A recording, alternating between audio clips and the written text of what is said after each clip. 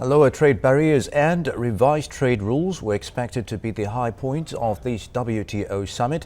Let us ask Benji Ndolo, Director, Organization for National Empowerment, if these are achievable goals. Glad to have you, Benji. How feasible are lower trade barriers and revised trade rules among African countries? The lower trade barriers obviously are a good goal. The practicality of the implementation of these is what is really in question, because how fair can trade be when the levels of wealth, real wealth, patent wealth, poverty, the disparities are so high? So that's one of the things that nobody has really spoken about. And from our perspective, from where I sit, the issue of bad governance, to the extent that in the developed world, the governments do a lot to subsidize, to support, to keep the farming and manufacturing and processing value-add industries healthy and feasible, while in the developing countries, a lot of the resources go to corruption, and there's no regard whatsoever for farmers, be they coffee farmers, tobacco, tea, sisal, pyrethrum, etc. And so once again, these trade barriers, the discussion is a good discussion, but the blame that is being shifted mostly to the West is not fair, is an unfair blame, and the developing world also has to take responsibility for not doing enough to command respect at the table.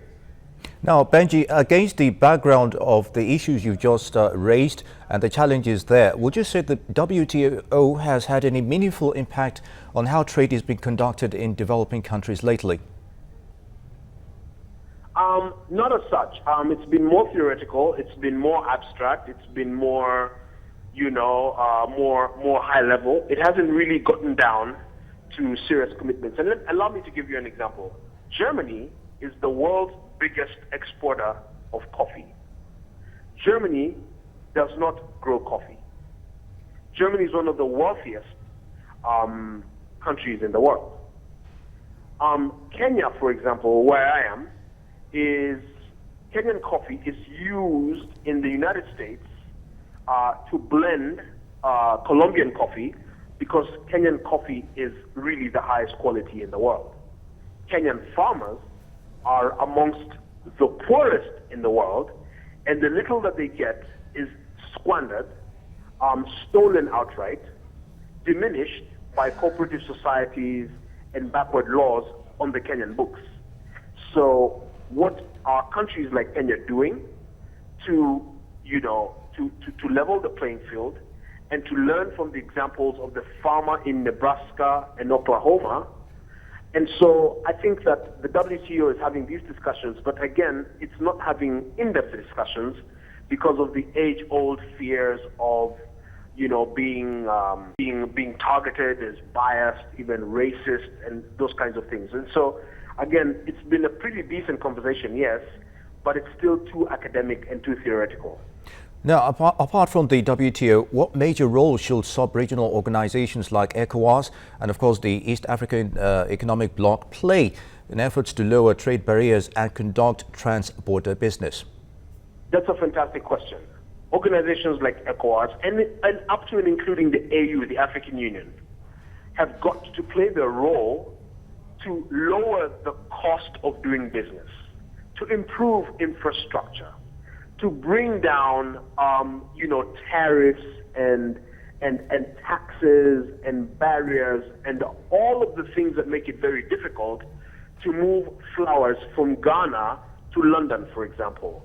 All of the things that make it very difficult to sell produce on the international market because of, for example, the request for bribes, the ability to compromise, officials. Right now in Kenya, we've got an investigation going on, including top politicians in this country and British American Tobacco, BAT, that has alleged that over the years there's been a lot of money paid out in bribes to influence laws and lobbying, you understand? But this is lobbying in quotes. And so again, these bodies can do a lot to have meaningful discussions on how to make the environment more enabling for small farmers, for small businesses, etc., also as a way of alleviating poverty. That's not happening. In fact, what is happening is a lot of time and resources and energy spent fighting the West, advancing the arguments on sovereignty, fighting the ICC, etc. This is the only time that you'll see a lot of the leadership coming out and speaking up and being heard and being seen.